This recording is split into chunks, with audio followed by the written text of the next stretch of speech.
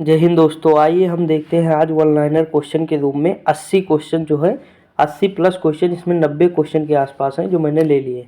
देखिए इससे क्या होगा, मुझे मतलब जो है लिखने में ज़्यादा टाइम लगता था ऑप्शन, तो इसमें जो है अगर वन लाइनर के रूप में रहेंगे तो हम 15 मिनट में लगभग 90 क्वेश्चन कर लेंगे। और वैसे हम 50 क्वेश्चन करते थे एक्सप्लेन करके, तो हम यहाँ भी एक्सप्लेन करेंगे, लेकिन यहाँ 90 क्वेश्चन के आसपास जो है हम टच कर लेंगे। ठीक है, तो देखिए शुरुआत करते हैं। इसमें पहला क्वेश्चन लिखा है कि सूर्य में सर्वाधिक गैस कौन सी होती है, तो ये हाइड्रोजन होती है। देखिए ये क्वेश्चन जो भी करा रहा हूँ ना, आप अभी एसएससी जीडी का देख लें, या जो भी पेपर हो रहे हैं प्रीवियस ईयर ज़्यादातर पूछे जाते हैं।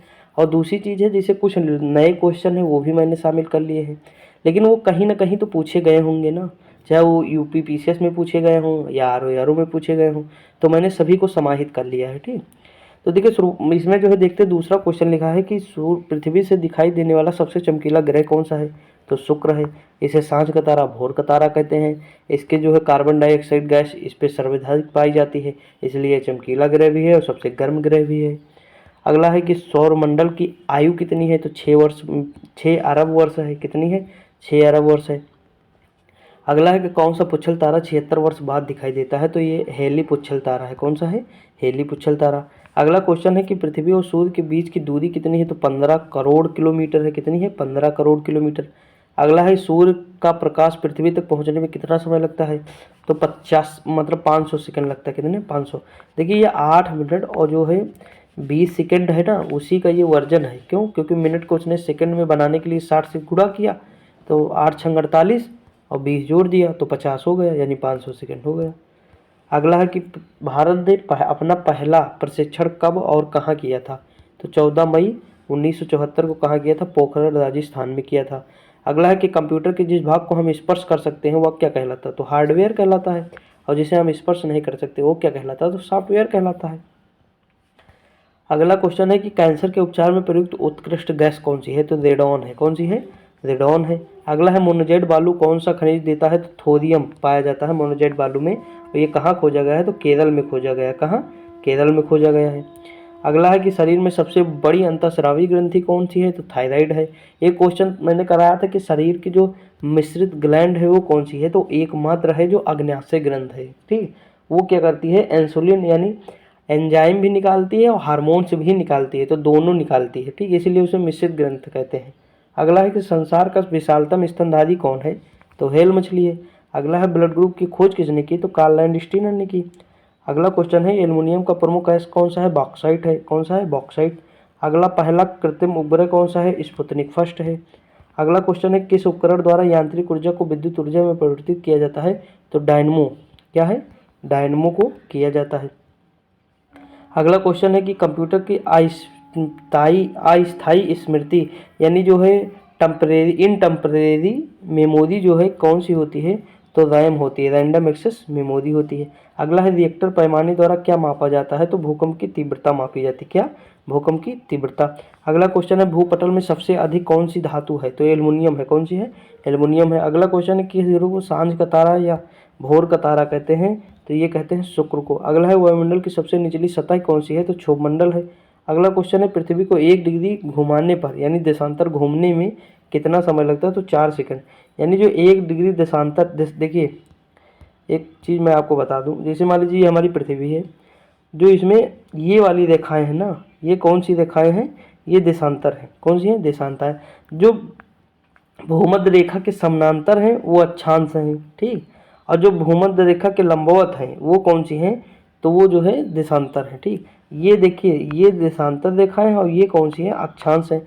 अब देखिए दोनों में अंतर क्या है, तो देखिए जो ये देशांतर है ना, ये समय को बताती है। क्या बताती है, समय को बताएगी। ठीक, और जो ये अक्षांश रेखाएं हैं ये ताप को बताएंगी, यानी तापमान को निर्धारित करेंगी। आप खुद ही देखिए ना, भूमध्य रेखा है, ये सबसे बड़ी अक्षांश रेखा है 0 डिग्री। इसके ऊपर हम जैसे बढ़ते जाएंगे तापमान कम होता जाएगा, उसके नीचे आते जाएंगे तापमान बढ़ता जाएगा, तो ये तापमान को नहीं बताती है। यानी अक्षांश रेखाएं तापमान को बताती हैं और देशांतर रेखाएं समय को बताती हैं। ये चीज़ नोट कर लीजिएगा। ठीक, आगे बढ़ते हैं।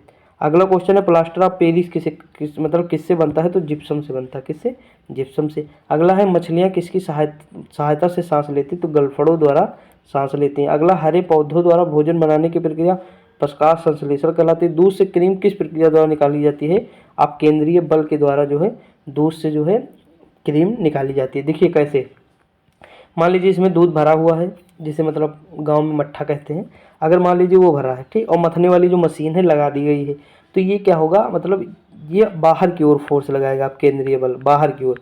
जब बाहर की ओर लगाएगा तो मतलब जो मक्खन होगा ना वो बार बार इससे टकराएगा, इससे टकरा के देखेंगे आप किनारे किनारे जो है वो पूरा लग जाएगा, ठीक, किनारे किनारे लग जाएगा, तो वही तो है क्रीम बाहर, मतलब बाहर आ गई, इधर किनारे किनारे पर लग जाएगी क्रीम। तो ये जो क्या, यही कौन सा बल है, आप केंद्रीय बल है, ठीक। आगे बढ़ते, अगला है कि रिजर्व बैंक ऑफ इंडिया का मुख्यालय कौन सा है, मुंबई है। अगला किसे सीमांत गांधी कहते हैं, खान अब्दुल गफ्फार खान, अभी कोई एग्जाम लेटेस्ट हुआ उसमें पूछा गया था, ठीक। अगला क्वेश्चन है, शायद आरओ में ही पूछा गया हो। अगला क्वेश्चन है, विश्व का सबसे बड़ा द्वीप कौन सा है, ग्रीनलैंड। देखिए राजनीतिक रूप से इस पर अधिकार किसका है, डेनमार्क का है, लेकिन देखिए क्वेश्चन दो पूछे गए इस पर, क्या पूछा गया कि राजनीतिक रूप से इस पर अधिकार किसका है, तो हम कहेंगे डेनमार्क का। राजनीतिक रूप से मतलब जानते हैं कि इस पर शासन किसका है, तो डेनमार्क का है। और प्राकृतिक रूप से यानी ये भाग किसका है, तो ये कनाडा का है, किसका है, कनाडा का है, ठीक, ये भूलिएगा नहीं। अगला है कि स्वतंत्र भारत के प्रथम राष्ट्रपति कौन है, डॉक्टर राजेंद्र प्रसाद हैं। अगला है कि काली मिट्टी किस फसल के सर्वाधिक उपयुक्त है, तो कपास के लिए है, किसके लिए है, कपास के लिए है। अगला है कि कौन सा विदेशी आक्रमणकारी कोहिनूर हीरा मयूर सिंहासन लूटकर अपने मतलब अपने साथ स्वदेश ले गया था, तो ये नादिर शाह था, कौन सा, नादिर शाह। देखिए इसने कोहिनूर हीरा और मयूर सिंहासन जो है नादिर शाह ले गया था, कहाँ, अफगानिस्तान में, कहाँ, अफगानिस्तान में। और ये एक आया कब था, भारत में आक्रमण किया था 1739 में किया था, ठीक। और दूसरी चीज़ है उस समय शासक कौन था, मोहम्मद शाह रंगीला था। आगे बढ़ते हैं, अगला है कि भारत में सबसे पुरानी पर्वत श्रृंखला कौन सी है, 1000 बार पूछा गया है, अब कौन सी है, अरावली है, ठीक। अपलेशियन पर्वत का उदाहरण है। अगला सॉरी ये जो है उसका उदाहरण है जो मतलब क्षय हो गया है, अपशिष्ट, अपशिष्ट पर्वत का उदाहरण है कौन सा, अरावली, ठीक। और अपलेशियन पर्वत भी इसी का उदाहरण है, लेकिन अपलेशियन है कहाँ, तो अमेरिका में है। अगला क्वेश्चन है, धरती के तल का लगभग कितने प्रतिशत पानी है, तो 71% जो है पानी है। अगर हम पूछे नाइट्रोजन कितनी है, तो 78% है। वायुमंडल में नाइट्रोजन कितनी है, 78% है। अगला है कि भारत का सबसे लंबी स्थलीय सीमा किस देश से लगती है, बांग्लादेश से। अगला क्वेश्चन है, हमारे सौरमंडल का सबसे बड़ा ग्रह कौन सा है, तो बृहस्पति है। मैंने क्या बताया था कि ये जो बाहर के मतलब ये मान लीजिए क्षुद्र पेटी है, ठीक, इसके बाहर के जो ग्रह हैं बाह्य ग्रह कहलाते हैं या गैसीय ग्रह कहलाते हैं। इसमें कौन कौन सा था, बृहस्पति, शनि, अरुण, वरुण, ठीक, ये बड़े ग्रह थे। अगला है कि किस नदी को बिहार का शोक कहते हैं, कोसी को कहते हैं। गैस सिलेंडर से गैस लीकेज का पता लगाने के लिए किस गंध युक्त पदार्थ को मिलाया जाता है, देखिए मरकप्टोन। अब देखिए हम याद करा दे रहे हैं, जैसे मान लीजिए हमारे यहाँ एलपीजी सिलेंडर आता है, उसमें मतलब कौन कौन सी गैस होती है, तो देखिए अगर मान लीजिए गैस खुली हो, ठीक, अगर गैस खुली है तो भाई सीधी सी बात है सबकी बीपी बढ़ जाएगी, क्या बढ़ जाएगी, बीपी। तो ब्यूटेन और प्रोपेन, ठीक, गैस खुली है तो बीपी बढ़ेगी, तो दो गैस हो गई, कौन सी, ब्यूटेन और प्रोपेन। जीवन में भूलेंगे नहीं, एग्जाम में आता है क्वेश्चन, याद रखिए, ठीक। और अगर गैस खुली है तो अगर मतलब जो है कोई हादसा हुआ तो मतलब लोग क्या होंगे, मरेंगे, यानी मर कैप्टोन, ठीक। देखिए मैं रिलेट कर रहा हूँ बस, ठीक, दिल पे न ले लीजिएगा, इसी तरह हम भी याद किए थे, सॉरी, ठीक। आगे बढ़ते हैं, अगला है कि वायुमंडल में सबसे अधिक किस गैस का प्रतिशत है, तो नाइट्रोजन। मैंने पहले ही बताया कि 78% नाइट्रोजन है, ठीक। 21% हमारी क्या है, ऑक्सीजन। देखिए हम एक चीज़ बताएं आपको, चलो याद करने के बताते हैं कि हम कितनी जो है गैस अंदर लेते हैं और कितनी छोड़ते हैं, ठीक। ये चीज़ मतलब इनहेल कितनी करते हैं हम, श्वसन के रूप में अंदर लेते कितनी है और बाहर छोड़ते कितनी है। देखिए 78% नाइट्रोजन है, हम पूरी ले लेते हैं नाइट्रोजन और पूरी जो है छोड़ देते हैं 78%, ठीक। ऑक्सीजन कितनी हम ग्रहण करते हैं, 21%, कितनी, 21% ऑक्सीजन हम लेते हैं, और तो हमें ज़रूरत ऑक्सीजन की, हम तो छोड़ेंगे कितनी, 17%, कितनी, 17%, यानी हम 4% कम करके छोड़ेंगे। और जो है CO2 कितनी लेते हैं, तो 0.003%, ठीक। लेकिन हम छोड़ते इसे कितनी, तो 4%। जो ये 17 वाली ये जो 4% कम हुआ ना, तो CO2 के रूप में हम ज़्यादा कर दिए इसे, ठीक। ये चीज़ नोट कर लीजिएगा। देखिए अगला क्वेश्चन, कोणार्क का सूर्य मंदिर कहाँ है, तो उड़ीसा में है। अगला है कि किस देश से अलग होकर वर्ष 1971 में बांग्लादेश का निर्माण हुआ, तो पाकिस्तान। अगला है कंप्यूटर भाषा में WW का अर्थ क्या है, तो वर्ल्ड वाइड वेब है। 1 किलोबाइट KB में कितना बाइट होती है, 1024 बाइट होता है। अगला क्वेश्चन है कि भारतीय राष्ट्रीय कांग्रेस के 1929 के ऐतिहासिक अधिवेशन की अध्यक्षता किसने की थी, तो जवाहरलाल नेहरू ने किया था। किसने किया था, जवाहरलाल नेहरू। और यहीं पर जो है 26 जनवरी को स्वतंत्रता मतलब जो स्वाधीनता दिवस था ना, वो मनाने का फैसला लिया गया था। ठीक, आगे बढ़ते हैं। और 26 जनवरी 1930 को मनाया गया था। अगला है कि केंद्रीय असेंबली में बम फेंकने के लिए भगत सिंह का साथी कौन था? बटुकेश्वर दत्त था। अगला है मुस्लिम लीग ने भारत विभाजन की मांग सबसे पहले कब की थी? तो 1940 में की थी। किसने? 1940 में। और पाकिस्तान शब्द किसने दिया? तो चौधरी रहमत अली ने दिया था पाकिस्तान शब्द। ठीक, अगला क्वेश्चन है कॉमनवेल्थ पत्रिका का प्रकाशन किसने किया? एनिवेशन ने किया। एनिवेशन के बारे में मैंने एक बात और बताई थी कि 1917 का जो अधिवेशन हुआ था, कहाँ का? कलकत्ता का। वहाँ पर इन्होंने कांग्रेस की पहली महिला थी जो भाग ली थी, और पहली भारतीय महिला कौन थी? तो सरोजिनी नायडू। कानपुर का अधिवेशन था, उसमें भाग ली थी। ठीक, आगे बढ़ते हैं। अगला है कि एकमात्र भारतीय को अर्थशास्त्र नोबेल पुरस्कार अमर्त्य सेन को मिला, 1998 को मिला, 1998 में मिला। ठीक, अगला है कि 1956 में विधवा पुनर्विवाह कानून किसके प्रयासों से बनाया गया? तो देखिए ईश्वरचंद्र विद्यासागर के प्रयासों से बनाया गया। और क्वेश्चन बहुत इंपॉर्टेंट, इनकी एक पत्रिका थी सोमनाथ पत्रिका, सोम पत्रिका। कौन थी? सोम पत्रिका थी इनकी। और इसे जो है वर्नाकुलर जो भ्रष्ट एक्ट आया था लिटन के समय, यानी समाचार पत्रों पर जो प्रतिबंध लगा रहे थे लिटन के समय, तो पहली पत्रिका यही थी जो लगाई गई थी। ठीक, देखिए ये सारे क्वेश्चन इंपॉर्टेंट है। ठीक, मिस मत करिएगा। अगला है कि लॉर्ड कैनिंग ने नवंबर 1958 में कहाँ आयोजित दरबार में भारत के क्राउन के शासन की घोषणा की थी? तो इलाहाबाद में आयोजित दरबार था। 1 नवंबर को ये घोषणा पत्र पढ़ा गया था। कब? 1 नवंबर 1958 को पढ़ा गया था, सॉरी 1858 को पढ़ा गया था। ठीक, आगे बढ़ते हैं। अगला है कि लॉर्ड वेलेस्ली के साथ सबसे पहले सहायक संधि किस राज्य ने की? हैदराबाद के निजाम ने की। किसने की? हैदराबाद के निजाम ने। एच टी एम, देखिए हैदराबाद, तंजौर और मैसूर, इस तरह मतलब थोड़ा याद कर सकते हैं। अगला है भारत का सबसे बड़ी जनजाति कौन सी है? गोंड है। अगला है कि भारतीय राष्ट्रीय कांग्रेस, देखिए एक मैंने जनजाति के रूप में एक टोडा जनजाति याद कराई थी। कहाँ है? नीलगिरी। देखिए एग्जाम में क्वेश्चन ये भी आया है, नीलगिरी। मैंने क्या कहा था? अगर नील गिरेगी तो माँ क्या करेंगी? तोड़ेंगी, तोड़ा तोड़ा। ठीक, इस तरह। आगे बढ़ते हैं। अगला है कि भारतीय राष्ट्रीय कांग्रेस की प्रथम महिला अध्यक्ष, एनिवेशन ऊपर बताया। अगला है शहीद ए आजम के नाम से भगत सिंह जाने जाते हैं। अगला है कि किस योजना के फलस्वरूप भारत का विभाजन हुआ? माउंटबेटन योजना के फलस्वरूप।